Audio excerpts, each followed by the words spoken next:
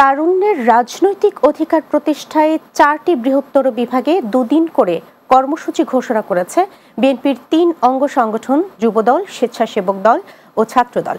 সোমবার সকালে নয়াপল্টনে দলের কেন্দ্রীয় কার্যালয়ে যৌথ সংবাদ সম্মেলনে দেশব্যাপী তারুণ্যের সমাবেশের এই কর্মসূচি ঘোষণা করেন যুবদল সভাপতি আব্দুল মোনায়েম মুন্না। তিনি জানান, দেশের 10টি সাংগঠনিক বিভাগকে 4টি বৃহত্তর বিভাগে ভাগ করে 3 অঙ্গ সংগঠনের সমন্বয়ে আগামী 10 মে চট্টগ্রাম, 17 মে খুলনা, 24 মে বগুড়া এবং 28 মে ঢাকায় সমাবেশ অনুষ্ঠিত হবে। আগের দিন হবে সেমিনার, যার মধ্য দিয়ে তরুণরা শুধু ভোটার নয়, বরং আগামীর নীতি নির্ধারক হিসেবে নিজেদের ভাববে বলে জানান মোনায়েম মুন্না। বাংলাদেশ জাতীয়তাবাদী যুবদল, স্বেচ্ছাসেবক দল ও ছাত্রদল যৌথভাবে দেশের 10টি সাংগঠনিক বিভাগকে 4টি বৃহত্তর বিভাগে ভাগ করে গ্রহণ করেছে একটি সমন্বিত ও গতিশীল কর্মসূচি।